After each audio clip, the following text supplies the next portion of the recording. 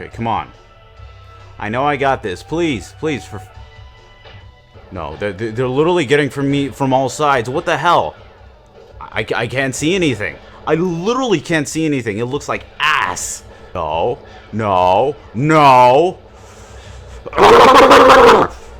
This is stupid. The game is bullshit. It's running like ass. It looks like shit. What the hell am I supposed to do? Seriously, I don't want to resort to an emulator. This is retarded. What am I gonna do with this? Simba. What was that? Simba. What? Okay, this has happened to me before. Why again? Simba. I'm literally sick of this. Who the hell is... Arky? Simba! Did you just call me Simba? Do I look like a fucking... Why of all times have you tried to talk to me now? Simba, my son. No son of mine. Who owns a Nintendo 64, the greatest console in the world, will resort to composite video. The worst and inferior of all the cable qualities. Wait, no. Look, I have a composite setup, alright? That's pretty much why I'm doing bad, alright? You can't blame me. I'm doing what I can. But did you know there is more? There is more you can achieve, my son. More! There is the Ultra HDMI. It is a beautiful set of cables to upgrade your 64 to the highest of qualities. They also installed a tuning fork from the purple stuff on Harry Carry Rock. I want Nintendo's 64. Okay, enough with the Metal Gear references. For God's sakes, what are you trying to say? Okay? I don't care about no fucking scissors. Fine, just check under your goddamn couch. Under the sofa? What the hell are you doing? Yes, it's under your goddamn couch, alright? Now, if you don't fucking get it, I won't stop doing this voice. There is a 64.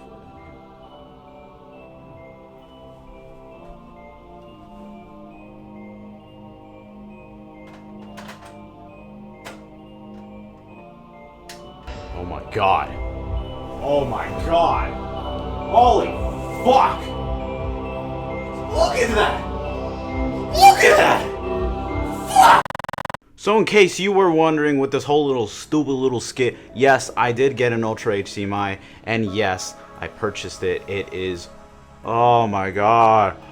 It is, I don't even know how to describe it just because I have been on this like all week. It's so fucking good. But the homies at BadAssConsoles have made such a great installation. I want to really get into this. No, for clarification, I was not sponsored by anyone. This was me putting my own money into this for not only for this video, but as well as for streaming, because I will stream for this too, in case you were wondering. So let's really get into this. Let's dive into this. Let's go into the 80.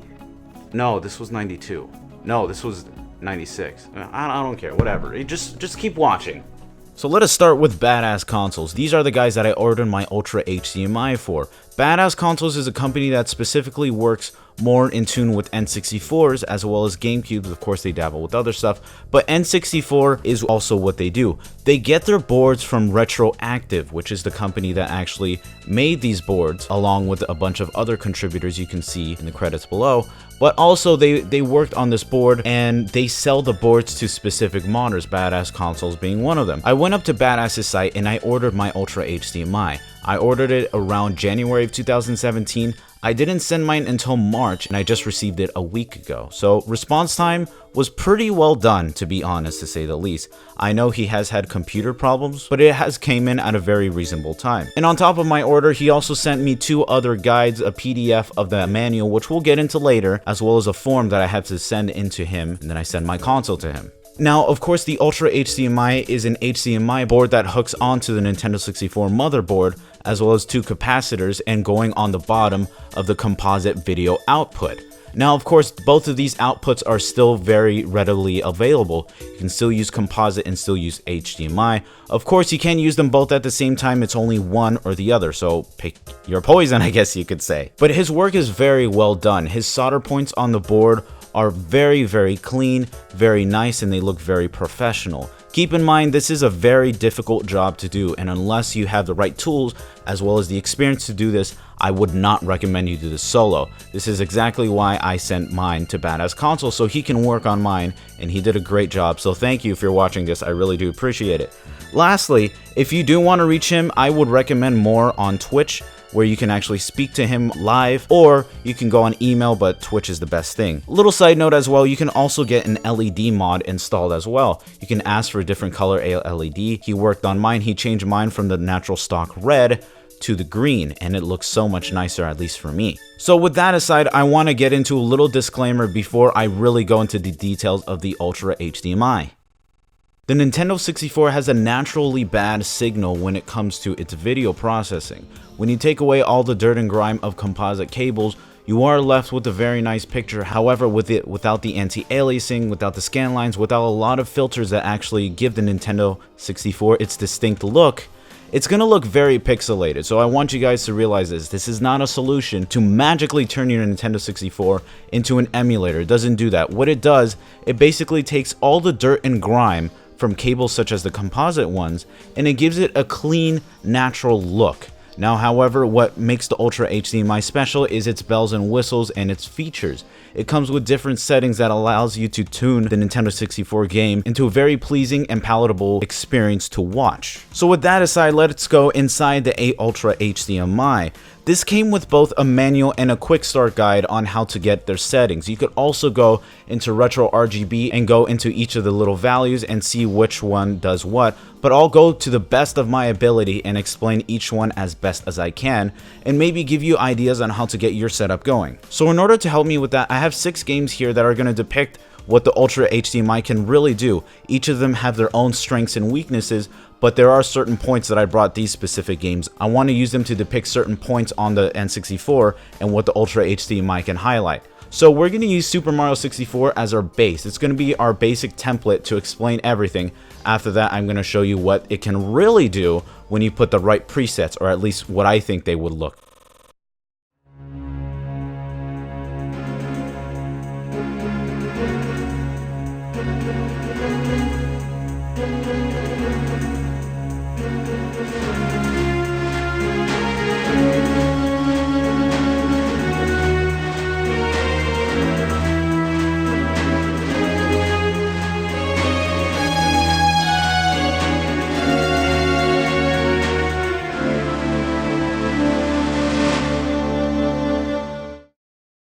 So here we go, guys. This is without any presets. This is without any overscan, without any integer scaling. This is what the Ultra HDMI can presently do without any presets.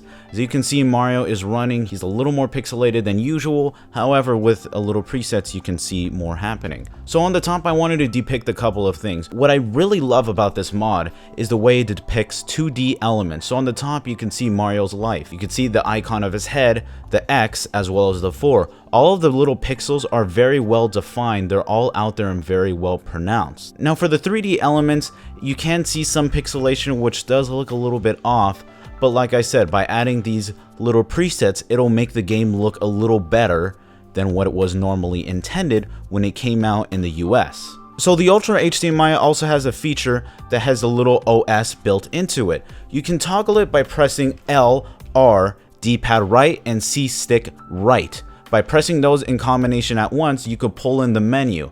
And from here, this is where it's going to truly shine. You have a fill mode, you have overscan, gamma boost, scan lines, you have a lot of different presets. So I'm going to do my best and get into each one and explain what this will do for you. Then at the end of the video, we're going to look what it can work for each game. Alright, so let's go into one of the first settings of the Ultra HDMI OS, and that's going to be the fill mode. There are 3 modes right here. There's a first normal mode, which people are going to typically use more than anything. The second one, stretch, obviously stretches the picture and it distorts it. However, I do think some of the games can use this potential, and I would mostly go for some of the widescreen games, such as GoldenEye or Banjo-Tooie. The third one is cinema, which is basically good for games that have a little bit more overscan than usual. I can typically use this for games as well as GoldenEye and a little bit of Perfect Dark as well. Kind of depends on your settings, but overall I think it looks good for those widescreen type of games.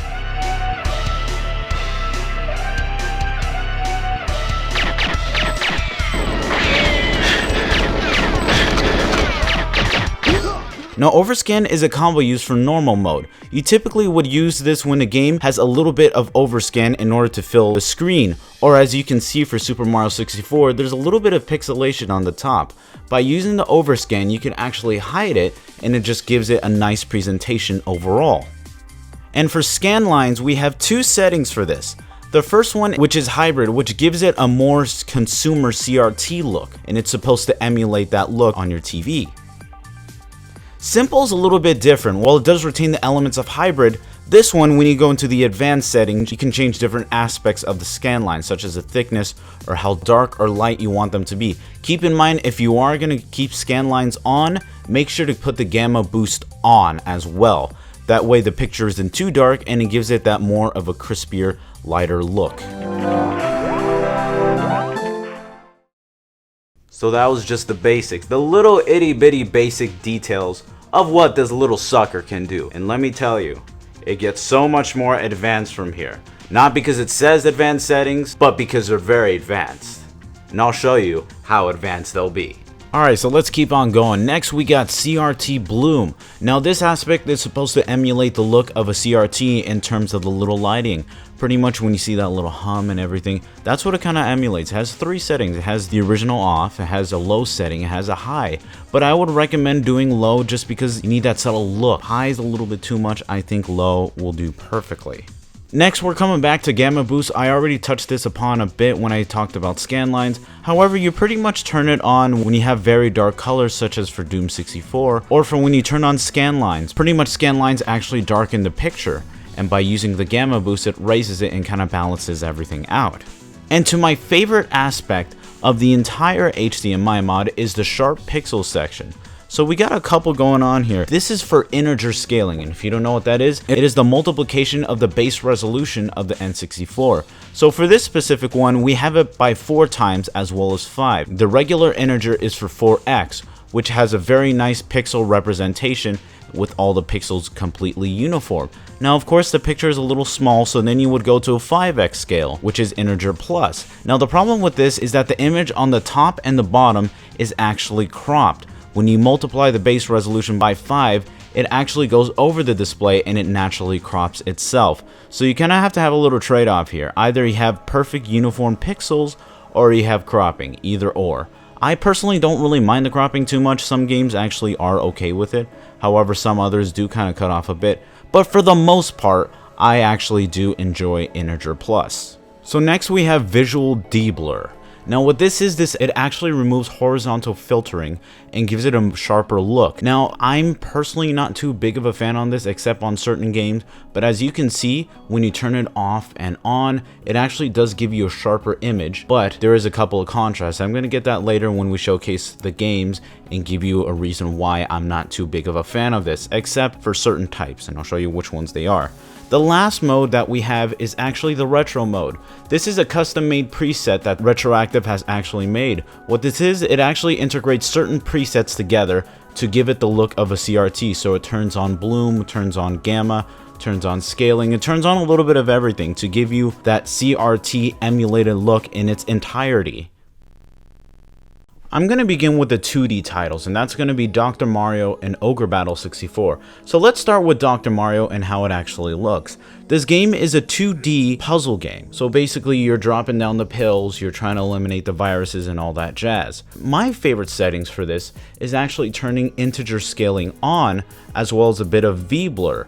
That way it gives the sharpest pixels on 2D elements, and with the scan lines it kind of smooths it out a bit. Same thing for Ogre Battle 64. I like to implement the same presets, and if anything, a lot of the detail really pops out after you put everything together. That's what I love about these 2D games. When it comes to certain elements, you can actually bring it together, and that's actually the sharper section that I wanted to point out. However, let's go into contrast and look at more to the 3D titles. So let's go into GoldenEye a bit. This one actually takes advantage a little bit more of the widescreen or cinema section. But of course, when it comes to 3D, I like to actually turn off the V-blur. But either way, I do feel like I'm getting a better experience when it's smoother instead of sharper. The Nintendo 64, I feel, was not a console that was made for sharp imagery. It was using techniques to actually smooth it out, such as anti-aliasing, the scan lines, and the way the CRTs were actually used. That's why I'm not too big of a fan of that.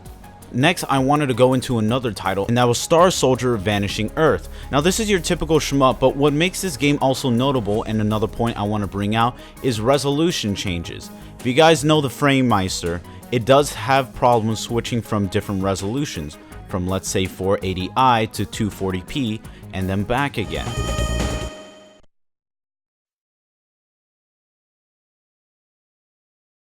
It takes a couple seconds in order for it to switch back and forth. However, with the Ultra HDMI, it's instantaneous. It does it just like that. And of course, saying like what I was going before with GoldenEye, I really think that smooth settings really go out for this title. And last but not least, I wanted to get into the Nintendo 64 Disk Drive. Yes, I do own a physical one. Yes, I do own these copies. And yes, it does work with the Ultra HDMI. As you can see both in the pictures and in the gameplay, it is running very smooth for F-Zero X expansion kit. You just pop it in like you normally would. You press play and then you're grooving and you're moving. On the opposite side of the spectrum, you got Doshin the Giant. It is still a very slow moving game like Doshin always is. However, it still benefits from the Ultra HDMI.